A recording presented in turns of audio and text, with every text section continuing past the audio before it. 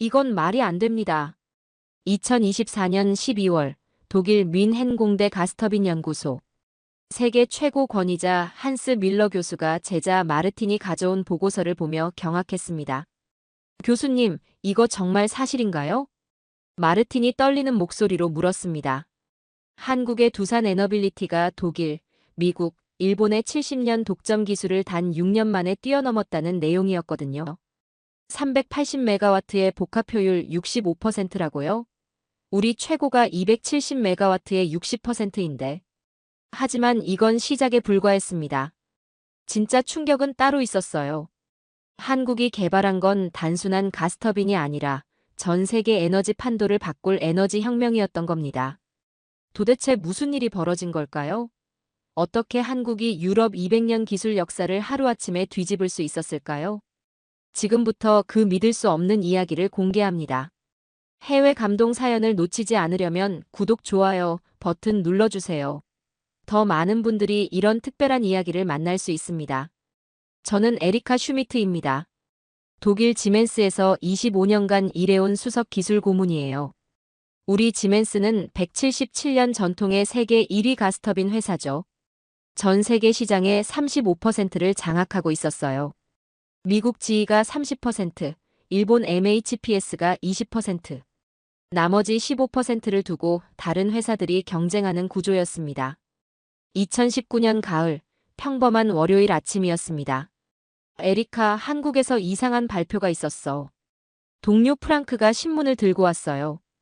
두산중공업, 독자 가스터빈 개발 성공 발표. 저는 커피를 홀짝이며 대답했어요. 또 시작이네. 아시아 회사들이 맨날 하는 소리잖아. 중국도 그런 식으로 발표만 요란하게 하다가 결국 실패했고. 그런데 이번엔 좀 다른 것 같은데. 270메가와트급이라고 하네. 270메가와트? 우리랑 비슷한 급수네. 하지만 성능이 문제지. 출력만 크다고 되는 게 아니야. 그때는 정말 무시했어요. 한국 같은 나라가 우리 독일의 정밀 기술을 따라올 수 있을 거라고는 꿈에도 생각 못했거든요. 에리카, 그런데 좀 이상해. 그들이 우리 기술을 라이센스 받지도 않았대. 뭐? 그럼 어떻게 만들었다는 거야? 설마 독자 개발이라고 주장하는 건 아니겠지? 그게 독자 개발이래. 6년간 1조 원 투자했다고. 순간 뭔가 이상하다는 생각이 들었어요. 1조 원. 우리도 신형 개발에 5년간 8천억 원 썼는데 그들이 더 많이 투자했다고? 프랑크, 1조 원이면 우리 돈으로 얼마야? 대략 7억 5천만 유로 정도. 우리 R&D 예산보다 많은데? 설마 정말 성공할 수 있을까? 하지만 여전히 확신했어요. 가스터빈은 독일이 최고라고. 177년 전통이 하루아침에 무너질 리 없다고. 그해 겨울, 더 이상한 소식이 들려왔어요. 에리카, 한국이 김포에서 실증 운전 시작한다는데? 실증 운전이라고? 벌써? 보통 개발 완료 후 3년은 걸리는데. 그것도 495메가와트급 복합 발전소에서. 495메가와트라고? 그럼 우리 최신형과 거의 같은 규모네. 그때부터 불안하기 시작했어요. 뭔가 우리가 놓친 게 있는 건 아닐까? 프랑크, 혹시 우리가 한국을 너무 과소평가한 건 아닐까? 에리카, 너까지 그런 소리를 하면 안 되지. 우리가 177년간 쌓아온 기술인데. 하지만 마음 한구석이 계속 불안했어요. 2021년 봄, 드디어 현실이 되었어요. 에리카, 큰일 났어. 프랑크가 새파랗게 질린 채로 뛰어왔습니다. 손에는 여러 개의 신문과 인쇄물을 들고 있었어요. 한국 가스터빈이 상업운전에 성공했어. 뭐라고? 제가 들고 있던 커피잔이 덜컹거렸어요. 김포열병합 발전소에서 완벽하게 돌아가고 있다는데. 그것도 아무 문제 없이. 제가 급하게 인터넷을 검색해봤어요. 정말로 한국 뉴스에 대서특필되어 있었습니다. 세계 5번째 가스터빈 기술 보유국. 한국의 쾌거. 미국, 독일, 일본, 이탈리아에 이어. 에리카, 이거 봐. 성능 데이터가 나왔어. 프랑크가 보여준 자료를 보는 순간 저는 깜짝 놀랐어요. 출력 270메가와트 복합 효율 60.5% 배출가스 기준치 대비 30% 감소. 가동률 95% 이상 연속 가동시간 6,000시간 이상. 우리랑 거의 비슷한 성능이네. 아니, 어떤 부분은? 아니야, 에리카. 일부는 우리보다 나은 것 같은데. 특히 배출가스 저감 부분은 우리가 25%인데 그들은 30%잖아. 그때 더 충격적인 소식이 들려왔어요. 한국이 해외 수주도 따냈대. 뭐, 벌써? 상업운전 시작한 지 겨우 몇 달인데 동남아시아 3개국이 관심을 보이고 있다는데 태국, 베트남, 인도네시아래. 가격은 어떻게 되는데? 그게 더 충격적이야. 우리보다 30% 저렴하다고. 순간 머리가 하얘졌어요. 성능은 비슷한데 가격까지 저렴하다고? 에리카, 이거 정말 심각한 문제 아닌가? 우리 고객들도 관심 보일 수 있어. 설마. 아직 하나의 성공 사례일 뿐이야. 하지만 속으로는 인정하고 싶지 않았어요. 25년간 제가 쌓아온 모든 경험과 지식이 흔들리는 느낌이었거든요. 에리카, 회사에서 긴급회에 소집했어. 당장 가보자. 회의실에서 임원들의 표정은 심각했어요. 여러분, 한국 상황을 어떻게 봅니까? 베른하르트 부사장이 물었어요. 아직 한 건에 불과합니다. 너무 과민 반응하지 맙시다. 마케팅 팀장이 답했지만 목소리에 확신이 없었어요. 하지만 성능 데이터를 보면 일회성 성공과 지속적인 품질 유지는 다른 문제입니다. 하지만 저는 달랐어요. 뭔가 심상치 않다는 직감이 들었거든요. 팀장님, 한국 기술을 직접 분석해봐야 하지 않을까요? 에리카, 너무 신경 쓰지 마. 그들은 아직 초보야. 우리가 177년간 쌓아온 노하우를 몇 년 만에 따라잡을 수는 없어. 하지만 그날 밤 집에 돌아가서도 계속 신경이 쓰였어요. 한국의 30% 배출가스 저감. 우리도 10년간 연구했지만 25%가 한계였는데 2022년 여름 상황이 심각해졌어요. 에리카, 이번엔 정말 큰일이야. 프랑크가 또 뛰어왔어요. 이번엔 정말 심각한 표정이었습니다. 손에는 두꺼운 파일과 노트북을 들고 있었어요. 한국이 380메가와트급 개발에 성공했다는 소식이야. 380메가와트라고? 우리도 아직 개발 중인데? 제가 놀라서 의자에서 일어났어요. 우리 지멘스가 차세대 모델로 개발 중인 것이 바로 380메가와트급이었거든요. 그것도 복합 발전 시 570메가와트까지 가능하다고. 제가 계산기를 꺼냈어요. 570메가와트. 이건 우리 최신형보다 훨씬 큰 출력이었어요. 설마. 과장 광고 아닐까? 아시아 회사들이 그런 거 많이 하잖아. 하지만 이어진 소식들은 더욱 충격적이었어요. 에리카, 이건 과장이 아닌 것 같아. 독립적인 성능 검증까지 받았대. 독립적인 검증이요? 한국전력기술과 한국기계연구원에서 공식 인증했어. 그리고 프랑크가 숨을 크게 들이쉬었어요. 중동 3개국과 계약 체결했대. 규모가 25억 달러라고. 25억 달러요? 제 목소리가 떨렸어요. 우리가 작년에 따낸 최대 계약이 18억 달러였는데. 사우디아라비아, UAE, 카타르래. 모두 우리 전통 고객사들이야. 우리 고객사들이 한국 제품을 선택했다고? 그 순간 정말 심각하다는 걸 깨달았어요. 중동 국가들은 성능과 신뢰성을 가장 중시하는 고객들이거든요. 그때 팀장 볼프강이 긴급회의를 소집했어요. 여러분, 한국 상황이 심각합니다. 회의실에 모인 20명의 임원들 표정이 모두 어두웠어요. 저희 고객사들도 한국 제품에 관심을 보이기 시작했어요. 마케팅 담당 밀러가 보고했어요. 특히 가격 경쟁력 때문에. 성능 대비 30% 저렴하다고 합니다. 기술적으로는 어떤 수준인가요? 아직 정확한 분석은 어렵지만 공개된 데이터로 봐서는. 기술 담당 하인츠가 말을 멈췄어요. 솔직히 말씀드리면 우리와 비슷하거나 일부 영역에서는 앞서는 것 같습니다. 회의실이 조용해졌어요. 에리카, 내가 한국에 가서 직접 확인해 보는 게 어떨까? 볼프강 팀장이 저를 보며 말했어요. 저요? 25년 경력에 기술을 가장 잘 아는 사람이 너니까. 그리고 객관적인 판단력도 뛰어나고. 하지만 그들이 받아줄까요? 경쟁사인데. 이미 연락해봤어. 두산 측에서 환영한다고 하더라. 정말요?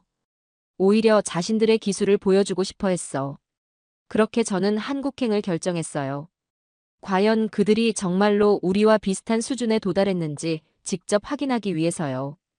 에리카, 객관적으로 평가해줘. 감정에 휘둘리지 말고. 네, 알겠습니다. 하지만 속으로는 여전히 반신반의했어요. 한국이 정말로 177년 독일 기술을 6년 만에 따라잡았을까? 인천공항에 도착한 순간부터 뭔가 달랐어요. 공항 시설이 우리 프랑크푸르트보다 더 현대적이고 효율적이었거든요. 체크인부터 수화물 찾기까지 모든 과정이 자동화되어 있었고 직원들의 서비스도 인상적이었어요. 독일에서 오셨어요? 두산 담당자가 저를 맞이해 주었어요. 김영수 부장이라고 자기소개를 했죠. 40대 중반 정도로 보이는 차분한 인상의 분이었어요. 네, 지멘스에서 왔습니다. 아, 저희가 정말 존경하는 회사예요. 177년 전통의 기술력, 많이 배우고 있습니다. 그의 겸손한 태도가 인상적이었어요. 경쟁사인데도 불구하고 진심으로 존경한다는 느낌이 들었거든요. 차를 타고 창원으로 가면서 김 부장과 긴 대화를 나눴어요. 사실 처음엔 정말 어려웠어요. 아무도 기술을 알려주지 않았거든요. 그럼 어떻게 하셨나요? 우리만의 방법을 찾아야 했죠. 전국의 대학과 연구소가 도와주었어요. 21개 대학, 4개 정부 연구소, 230개 협력업체가 참여했어요. 230개 협력업체라고요? 네, 볼트 하나부터 터빈 블레이드까지 모든 부품을 국내에서 조달할 수 있는 체계를 만들었어요. 창밖으로 보이는 한국의 풍경이 인상적이었어요. 곳곳에 공사 현장이 있고 새로운 공장들이 들어서고 있었고 뭔가 역동적인 에너지가 느껴졌거든요. 김 부장님, 솔직히 처음부터 성공할 거라고 확신하셨나요? 아니요, 전혀요. 사실 중간에 포기하려고 했던 적도 많았어요. 그럼 왜 계속하셨나요? 우리나라에 꼭 필요한 기술이었거든요. 에너지 독립을 위해서는 반드시 해야 할 일이었어요. 그의 진지한 표정을 보니 뭔가 마음에 와 닿았어요. 여기가 저희 공장입니다. 두산 에너빌리티 창원 공장에 도착한 순간 저는 정말 놀랐어요. 규모가 상상보다 훨씬 컸거든요. 게이트를 지나니 끝이 보이지 않을 정도로 넓은 부지에 여러 개의 거대한 건물들이 들어서 있었어요. 165만 평방미터예요. 가스터빈 전용 공장으로는 세계 최대 규모죠. 세계 최대라고요? 네, 연간 50대 이상 생산 가능한 시설이에요. 안내를 받으며 공장 내부로 들어갔어요. 최신 장비들이 가득했고 젊은 엔지니어들이 열정적으로 일하고 있었어요. 독일의 장인 정신과는 다른 뭔가 활기찬 에너지가 느껴졌어요. 평균 연령이 34세예요. 아마 세계에서 가장 젊은 가스터빈 개발팀일 거예요. 34세라고요? 우리는 평균 48세인데. 젊은 인재들이 새로운 아이디어를 많이 제안해 주세요. 기존 틀에 얽매이지 않고요. 연구소 건물로 이동하는데 건물 자체도 인상적이었어요. 유리로 된 현대적인 외관의 내부는 개방적인 구조로 되어 있었죠. 이 연구소에만 1,500명의 연구원이 있어요. 1,500명이요? 네, 박사급이 300명, 석사급이 800명, 나머지는 학사급이에요. 연구소에서 박민준 박사를 만났어요. 38세의 젊은 박사였는데 첫인상부터 범상치 않았어요. 눈빛이 정말 똘똘하고 자신감이 넘쳤거든요. 슈미트 박사님, 진심으로 환영합니다. 저희 기술을 보여드리고 싶어요. 감사합니다. 사실 정말 궁금했어요. 독일 지멘스에서 오신다고 하니 저희 팀원들이 모두 긴장하고 있어요. 세계 최고 기술을 가진 분이 오신다고. 그의 겸손하면서도 자신감 있는 태도가 인상적이었어요. 먼저 이걸 보시죠. 박민준 박사가 거대한 홀로그램을 띄웠어요. 380메가와트급 가스터빈의 3D 모델이 공중에 나타났는데 구조가 우리와 완전히 달랐어요. 제가 25년간 봐온 어떤 설계와도 달랐죠. 이건 어떤 방식인가요? 저희가 개발한 하이브리드 냉각 시스템이에요. 박사가 설명하기 시작했는데 정말 놀라웠어요. 기존 방식의 한계를 극복하기 위해 완전히 새로운 접근을 했어요. 독일이나 미국 방식을 참고하지 않고 처음부터 다시 설계했죠. 홀로그램이 회전하면서 내부 구조를 보여줬어요. 냉각 경로가 기존의 직선형이 아니라 나선형으로 되어 있었어요. 냉각 효율을 40% 높이면서도 부품 수를 30% 줄였어요. 어떻게 그런 게 가능한가요? 냉각 효율과 부품 수는 보통 반비례 관계인데, 그게 저희의 핵심 아이디어예요. 하나의 부품이 여러 기능을 동시에 수행하도록 설계했어요. 박사가 홀로그램을 확대하자 블레이드의 미세한 구조가 보였어요. 이 블레이드 하나에 냉각, 진동 제어, 소음 감소 기능이 모두 들어있어요. 대단하네요. 이런 아이디어는 어떻게? 6년간 수천 번의 시뮬레이션과 실험을 거쳤어요. 실패를 두려워하지 않았죠. 그때 실물을 가져왔어요. 터빈 블레이드였는데, 이건 정말 아름답네요. 25년간 가스터빈을 봐왔지만 이렇게 정밀하고 우아한 블레이드는 처음이었어요. 표면이 거울같이 매끄러우면서도 복잡한 내부 구조가 투영되어 보였어요. 1650도에서 작동할 수 있어요. 저희만의 소재 기술이죠. 1650도요? 우리가 1520도인데 130도나 높네요. 네, 그리고 수명도 기존 대비 50%더 길어요. 8000시간 연속 가동이 가능해요. 제가 급하게 계산해봤어요. 우리 최신형이 5000시간인데. 박사님, 혹시 이 소재 기술은 어디서? 30년간 축적한 국내 소재 연구소들의 기술을 집약했어요. 포스코, LG화학, 삼성전자 등이 참여했죠. 점점 놀라움이 커졌어요. 이건 단순히 우리를 모방한 게 아니라 완전히 새로운 접근 방식이었거든요. 박사님, 혹시 저희 지멘스나 지이 기술을 베이스로 하신 건가요? 전혀요. 처음부터 저희가 독자 개발했어요. 오히려 기존 기술의 한계를 뛰어넘으려고 노력했죠. 정말 순수 국산 기술이라는 거군요. 네, 볼트 몇 개 빼고는 100% 자체 기술이에요. 그 말을 듣는 순간 저는 뭔가 전율을 느꼈어요. 이들이 정말로 새로운 길을 개척한 거였어요. 그런데 박사님, 가장 어려웠던 부분은 뭐였나요? 아무래도 초기 3년이었죠. 아무도 가능하다고 믿지 않았거든요. 사내에서도요? 네, 심지어 저희 팀 내에서도 의견이 갈렸어요. 하지만 CEO가 끝까지 믿어주었죠. 박사의 눈에서 진한 감정이 느껴졌어요. 실제 테스트를 보시겠어요?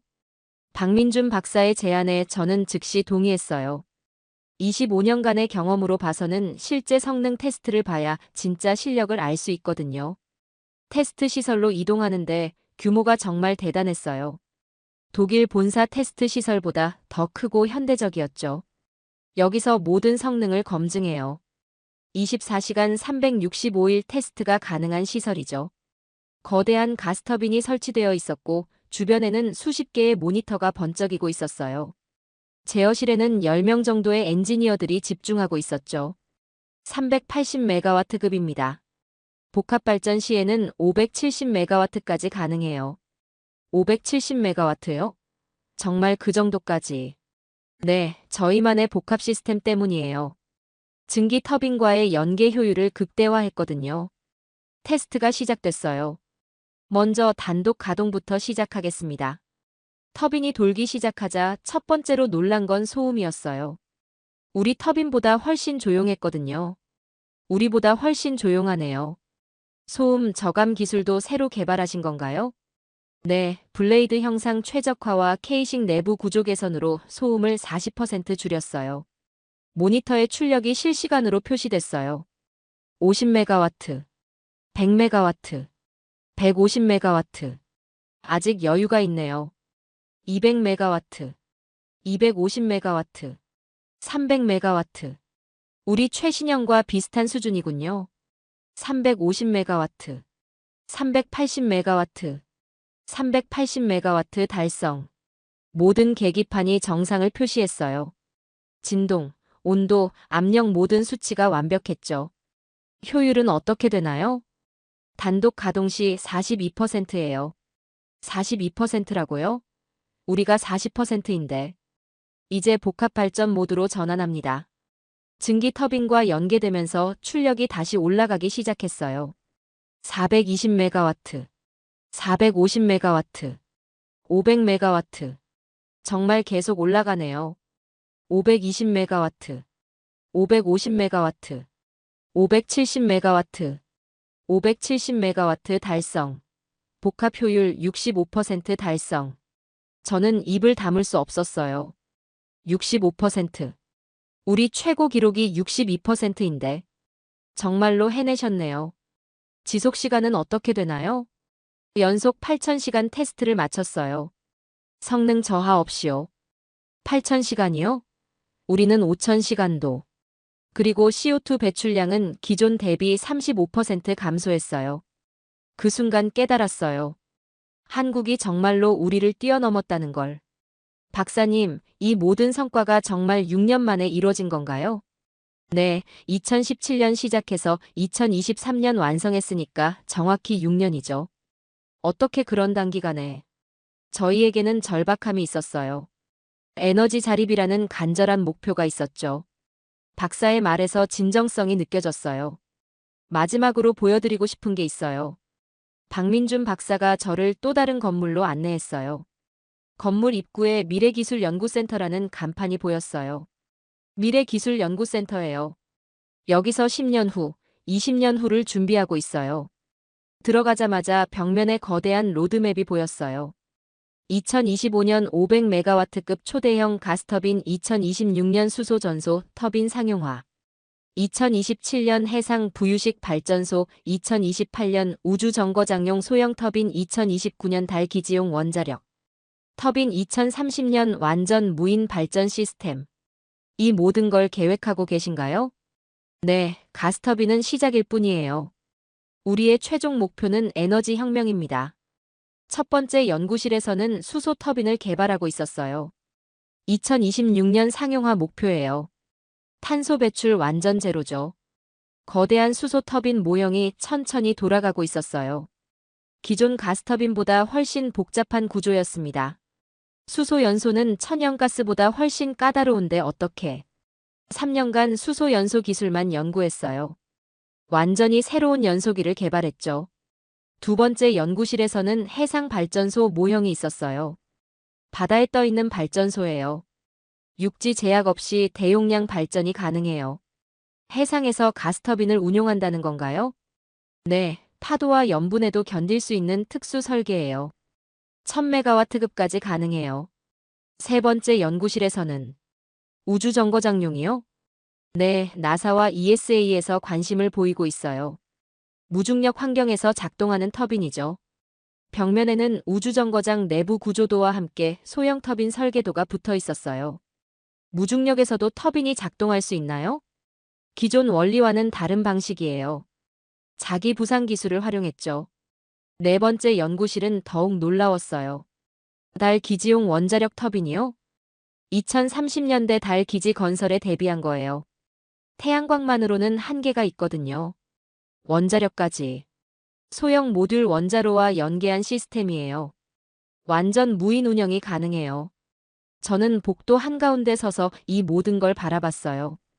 25년간 가스터빈 개선에만 집중했던 저와 달리 이곳에서는 에너지의 미래 전체를 설계하고 있었어요. 박사님, 이 모든 계획이 정말 실현 가능한가요? 물론이죠. 6년 전만 해도 380메가와트 가스터빈도 불가능하다고 했잖아요. 그의 확신에 찬 목소리를 듣고 저는 확신했어요. 한국이 정말로 세계를 바꿀 거라는 걸. 박사님, 이런 비전은 누가 세우신 건가요? 우리 팀 모두가 함께 만든 비전이에요. 젊은 엔지니어들의 꿈이 모인 거죠. 정말 대단하시네요. 저희는 기존 기술 개선에만 집중했는데, 기존 기술도 중요하죠. 하지만 때로는 완전히 새로운 길을 가는 것도 필요해요. 벽에 걸린 문구가 눈에 들어왔어요. 불가능은 도전하지 않은 자의 변명이다. 기술에는 국경이 없다. 그 순간 깨달았어요. 한국의 진짜 힘이 뭔지를. 단순히 기술력이 아니라 미래를 향한 무한한 상상력과 도전 정신이었어요. 독일로 돌아가는 비행기 안에서 저는 복잡한 심정이었어요. 25년간 쌓아온 자신감이 완전히 흔들렸거든요. 한국에서 본 것들이 계속 머릿속을 맴돌았어요. 380메가와트 터빈의 완벽한 성능, 65%의 놀라운 효율, 그리고 무엇보다 그들의 미래 비전. 본사 회의실에서 보고할 때 동료들의 표정이 점점 심각해졌어요. 에리카, 정말로 그 정도 수준인가? 볼프강 팀장이 진지하게 물었어요. 네, 일부 기술은 우리보다 확실히 앞서 있어요. 특히 고온 내구성과 효율 면에서는. 어떻게 그런 일이 가능하지? 177년 우리 전통이. 프랑크가 믿을 수 없다는 표정으로 말했어요. 그들은 처음부터 새로운 방식으로 접근했어요. 기존 기술에 얽매이지 않고 완전히 독창적인 설계를 했죠. 그럼 우리는 어떻게 해야 하나? 베른하르트 부사장이 물었어요. 한국을 진정한 경쟁자로 인정해야 해요. 더 이상 무시할 수 없습니다.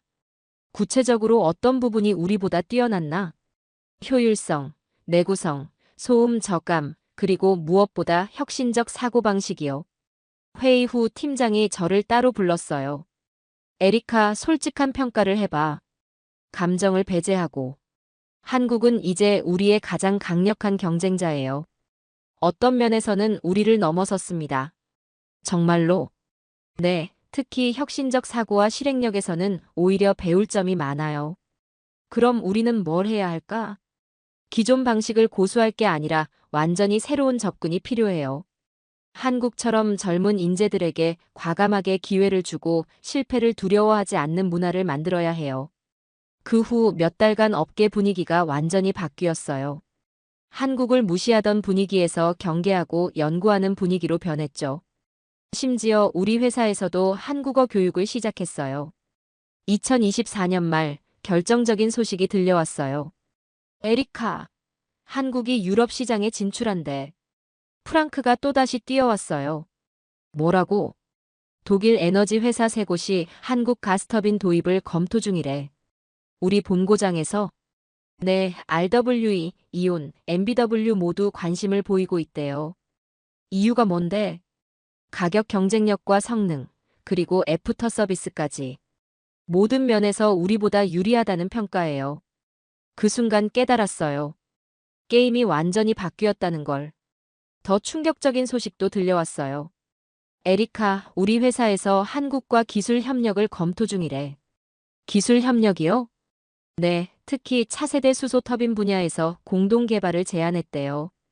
우리가 한국에 협력을 제안한다고? 177년 만에 처음 있는 일이래요. 지금 저는 한국을 진심으로 존경해요. 그들이 보여준 건 단순한 기술이 아니라 도전 정신이었거든요. 불가능해 보이는 일도 포기하지 않고 끝까지 해내는 그 정신. 25년 전 젊은 엔지니어였던 저도 그런 열정이 있었는데 언제부턴가 안주하고 있었던 것 같아요.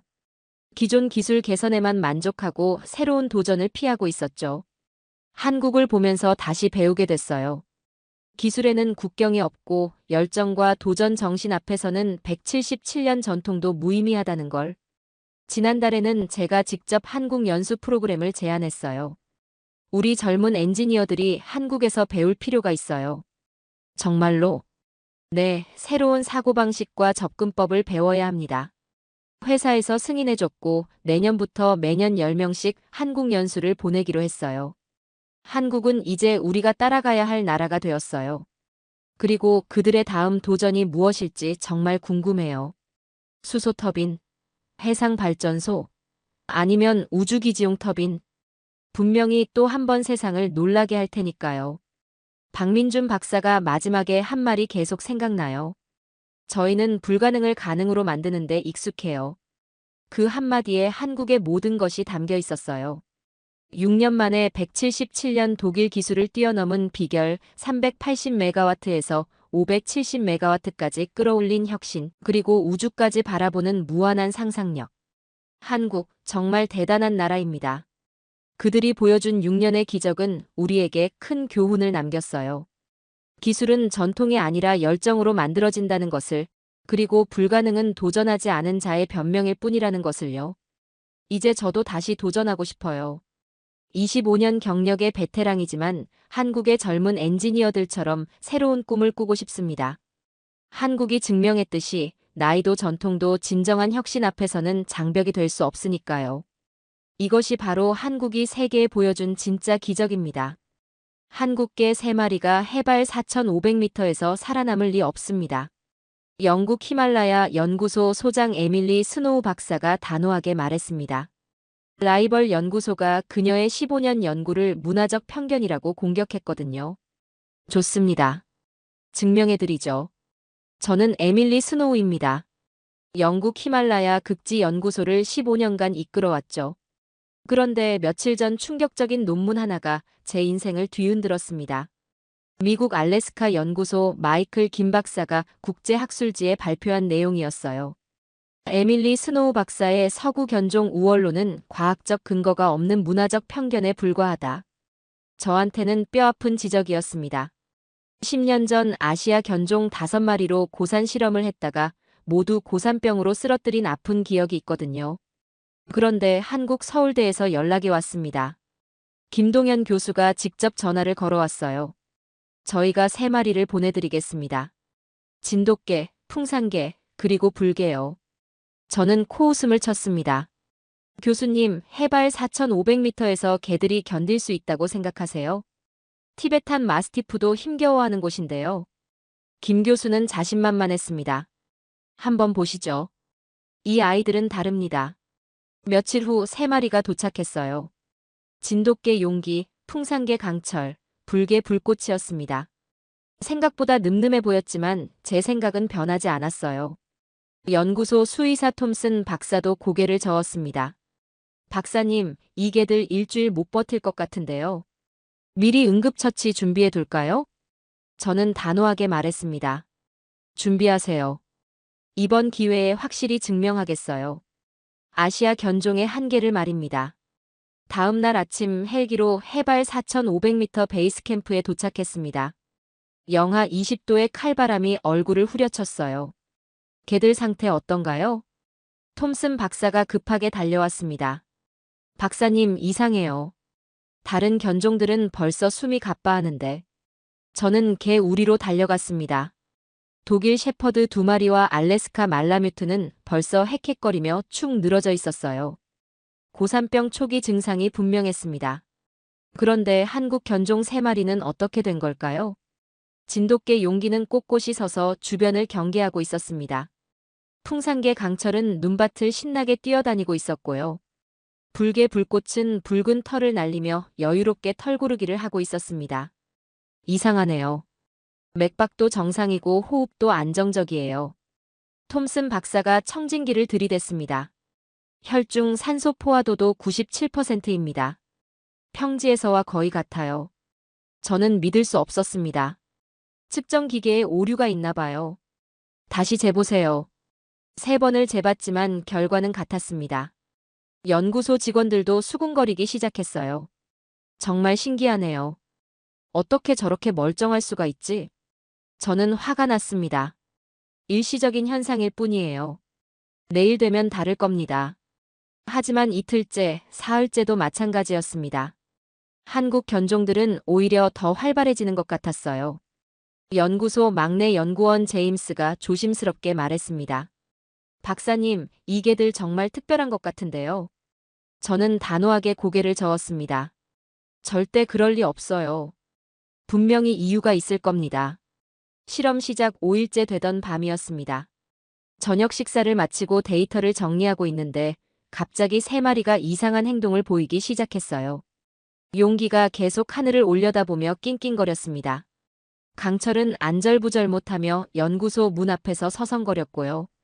불꽃은 귀를 쫑긋 세우고 산 위쪽을 뚫어져라 쳐다보고 있었어요. 왜 저러는 거죠? 제임스가 신기해했습니다. 저는 무심코 대답했어요. 개들이 예민하게 굴 때가 있어요. 별거 아닐 겁니다. 그런데 3마리가 동시에 짖기 시작했습니다. 평소와는 다른 급박한 울음소리였어요. 용기가 제 바지를 입으로 잡아당겼습니다. 강철은 연구소 출입문을 앞발로 긁어댔고요. 불꽃은 계속 산 쪽을 보며 으르렁거렸습니다. 이상하네요. 뭔가 위험을 경고하는 것 같은데요. 톰슨 박사가 걱정스럽게 말했습니다. 저는 고개를 저었어요. 그럴 리 없어요. 걔들이 뭘 안다고. 바로 그때였습니다. 새벽 4시 갑작스런 굉음에 모든 게 흔들렸어요. 눈사태다. 연구소 건물이 흔들렸습니다. 밖을 보니 거대한 눈덩어리가 베이스 캠프 쪽으로 밀려오고 있었어요. 모든 인원 대피. 혼란 속에서 제임스 연구원이 실종됐습니다. 눈사태에 휩쓸려 매몰된 게 분명했어요. 구조팀을 부르세요. 하지만 날씨가 너무 악화돼서 헬기 출동이 불가능했습니다. 그때 진돗개 용기가 즉시 행동에 나섰어요. 코를 땅에 대고 냄새를 맡더니 한 방향으로 달려가는 거예요. 풍산개 강철이 용기를 따라 나섰습니다. 눈을 헤치며 파기 시작했어요. 불개 불꽃은 주변을 빙빙 돌며 다른 위험 지역을 확인하고 있었고요. 설마. 저는 황급히 따라갔습니다. 용기가 파는 곳에서 미약한 신음소리가 들렸어요. 여기 있어요. 제임스가 여기 있어요. 강철이 강력한 앞다리로 눈을 파내기 시작했습니다. 불꽃은 계속 주변을 경계하며 우리를 보호하고 있었어요. 30분 만에 제임스를 구출했습니다. 다행히 큰 부상은 없었어요. 톰슨 박사가 놀란 목소리로 말했습니다. 박사님, 이 개들이 미리 알고 있었던 것 같아요. 몇 시간 전부터 계속 경고하고 있었잖아요. 제임스가 떨리는 목소리로 말했습니다. 맞아요. 제가 무시하지 말고 들었어야 했는데. 저는 할 말을 잃었습니다. 이건 우연이 아니었어요. 연구소 직원들이 웅성거렸어요. 정말 대단한 개들이네요. 우리 생명을 구해준 거잖아요.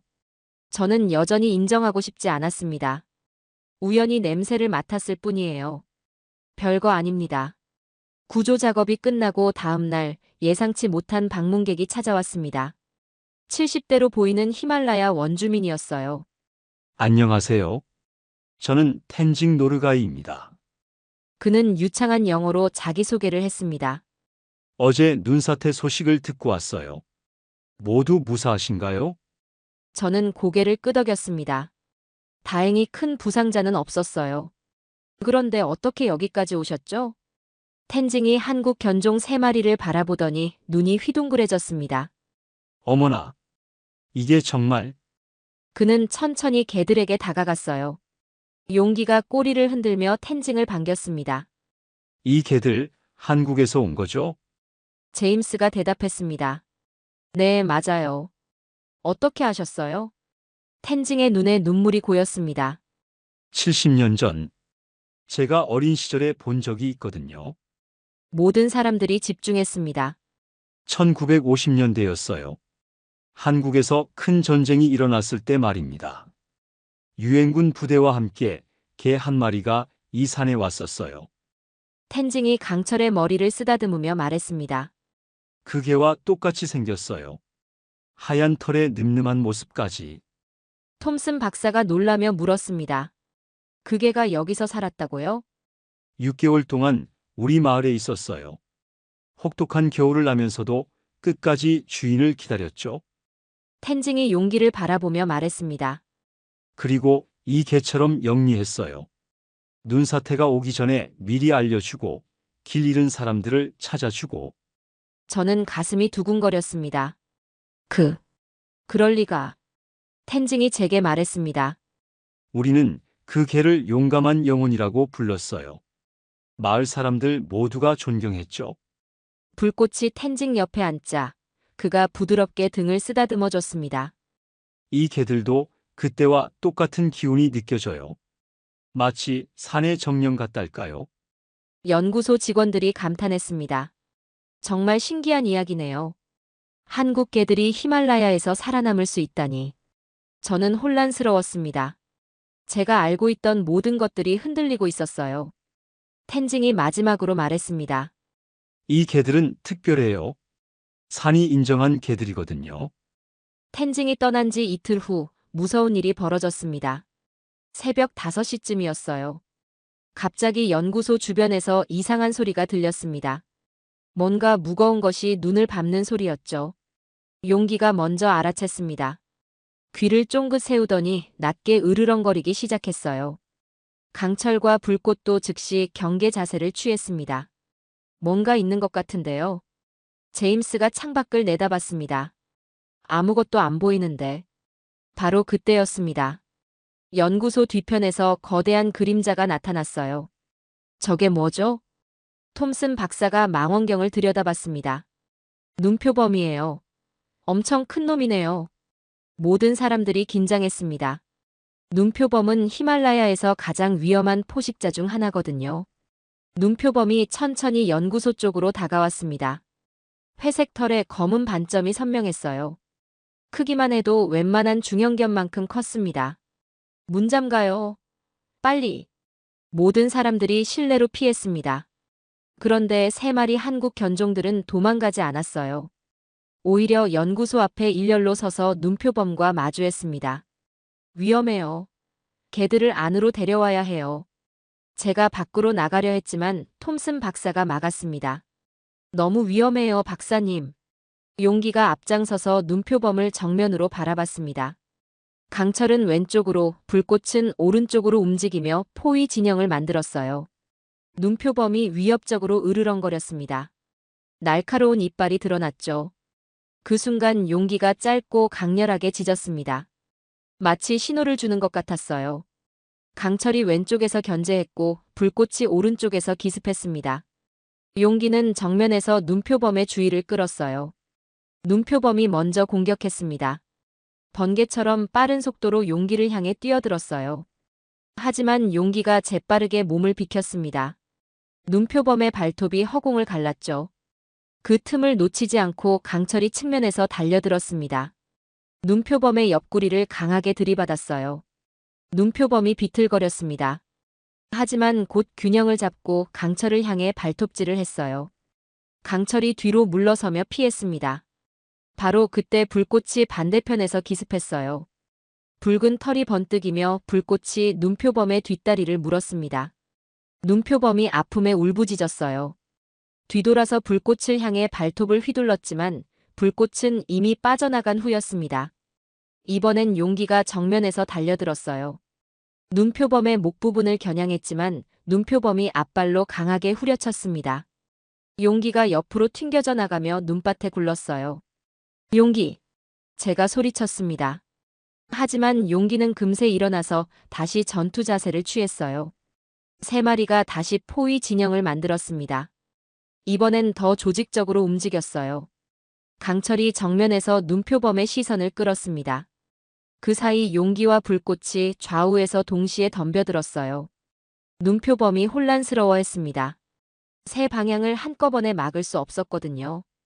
용기가 눈표범의 앞다리를 물었고 불꽃이 꼬리 부분을 공격했어요. 강철은 정면에서 위협적으로 으르렁거렸습니다. 놀라운 팀워크였습니다. 마치 수백 번 연습한 것처럼 완벽했어요. 눈표범이 결국 포기했습니다. 혼자서는 3마리를 상대할 수 없다는 걸 깨달은 거죠. 몇 번 더 허공에 발톱질을 한 후 천천히 뒷걸음치더니 산 위로 사라져버렸어요. 3마리가 승리의 지짐을 울렸습니다. 다행히 큰 부상은 없었어요. 제임스가 감탄했습니다. 정말 대단해요. 어떻게 저런 팀워크가 가능하죠? 톰슨 박사도 놀라워했습니다. 눈표범을 물리치다니. 믿을 수 없어요. 저는 할 말이 없었습니다. 이제 더 이상 우연이라고 할 수 없었어요. 나흘 후 밤, 이번엔 눈표범이 혼자 오지 않았어요. 새끼 2마리를 데리고 나타났습니다. 박사님, 눈표범이 다시 왔어요. 제임스가 다급하게 소리쳤습니다. 창밖을 보니 지난번보다 훨씬 위험해 보였어요. 어미 눈표범의 눈에 분노가 가득했습니다. 새끼들을 보호하려는 모성 본능까지 더해져서 더욱 공격적이었죠. 3마리가 다시 나섰지만 이번엔 상황이 달랐어요. 상대가 3마리나 됐거든요. 용기가 어미 눈표범과 대치했습니다. 강철과 불꽃은 새끼들을 견제했어요. 하지만 새끼라고 해도 만만치 않았습니다. 이미 어느 정도 자란 상태였거든요. 어미 눈표범이 용기를 향해 거칠게 달려들었어요. 이번엔 정말 죽기 살기였습니다. 용기가 필사적으로 버텼지만 밀리기 시작했습니다. 그때 저도 모르게 밖으로 뛰어나갔어요. 안 돼. 위험해. 톰슨 박사가 말렸지만 이미 늦었습니다. 제가 손에 들고 있던 랜턴을 눈표범을 향해 던졌어요. 어미 눈표범이 잠깐 주춤했습니다. 그 틈에 용기가 반격했습니다. 강철과 불꽃도 새끼들을 몰아붙였어요. 제가 근처에 있던 쇠막대기를 집어들었습니다. 함께 싸우자. 저는 세 마리와 어깨를 나란히 했습니다. 처음으로 이 개들을 동료라고 느꼈어요. 강철이 제 옆에서 용감하게 버텼습니다. 불꽃은 제 뒤를 지켜주었고요. 용기는 여전히 앞장서서 어미 눈표범과 맞서고 있었습니다. 우리는 하나가 되어 싸웠어요. 어미 눈표범이 저를 향해 발톱을 휘둘렀습니다. 아찔한 순간이었어요. 그때 강철이 제 앞을 가로막았습니다. 발톱이 강철의 어깨를 스쳤어요. 강철! 제가 소리쳤습니다. 하지만 강철은 꿋꿋이 버텼어요. 그 모습을 본 어미 눈표범이 잠깐 망설였습니다. 강철의 용기에 움찔한 것 같았어요. 용기가 큰 소리로 짖었습니다. 마치 우리가 이겼다고 선언하는 것 같았어요. 어미 눈표범이 천천히 물러서기 시작했습니다. 새끼들을 데리고 산으로 돌아갔어요. 전투가 끝났습니다. 제가 강철의 상처를 확인했어요. 다행히 깊지 않았습니다. 고마워, 강철. 내가 날 구해줬구나. 그때 비로소 깨달았습니다. 이 개들은 단순한 실험 동물이 아니었어요. 진정한 동료였습니다. 3주간의 실험이 끝났습니다. 마지막 날 아침, 텐징이 다시 찾아왔어요. 이번에는 마을 사람들과 함께였습니다. 이 개들을 축복해 주러 왔어요. 텐징이 세 마리 앞에 무릎을 꿇고 기도를 올렸습니다. 용감한 영혼들이 다시 돌아왔습니다. 산의 신이 이들을 보호해 주시길. 마을 사람들도 함께 기도했어요. 진돗개 용기, 풍산개 강철, 불개 불꽃은 조용히 서 있었습니다. 마치 축복을 받아들이는 것 같았어요. 텐징이 저에게 말했습니다. 박사님도 이제 알았겠죠? 이 개들은 특별해요. 저는 고개를 끄덕였습니다. 네, 제가 틀렸어요. 이 아이들은 정말 특별합니다. 15년간 제가 고집해온 모든 편견이 무너졌어요. 아시아 견종이 열등하다는 생각, 서구 견종만이 우수하다는 믿음, 모든 게 제 오만함이었습니다. 제임스가 아쉬워했습니다. 한국으로 돌아가는 게 아쉬워요. 이런 개들은 처음 봤거든요. 톰슨 박사도 동감했습니다. 정말 대단한 친구들이었어요. 우리가 배운 게 더 많은 것 같아요. 세 마리의 협동심. 정말 감동했습니다. 헬기가 도착했습니다. 세 마리를 한국으로 데려갈 시간이었어요. 저는 한 마리씩 안아주었습니다. 용기야, 내가 우리를 지켜줘서 고마워. 강철아, 나를 구해줘서 고마워. 평생 잊지 않을게. 불꽃차, 내 용기 덕분에 내가 달라졌어. 세 마리가 제 손을 핥아주었어요. 마치 괜찮다고 말하는 것 같았습니다. 텐징이 마지막으로 말했습니다. 이 이야기를 우리 후손들에게 전하겠어요. 한국에서 온 용감한 개들이 히말라야를 정복한 전설로 말이죠. 헬기가 떠나고 저는 홀로 서 있었습니다. 15년간 쌓아온 제 편견이 단 3주 만에 완전히 바뀌었어요. 이제 저는 알았습니다. 진정한 강함은 혈통이나 출신이 아니라 마음에서 나온다는 것을. 한국 견종들이 보여준 용기, 충성, 그리고 사랑. 그것이 진짜 명견의 조건이었습니다. 멀어져가는 헬기를 바라보며 저는 다짐했습니다. 앞으로는 절대 편견으로 누군가를 판단하지 않겠다고.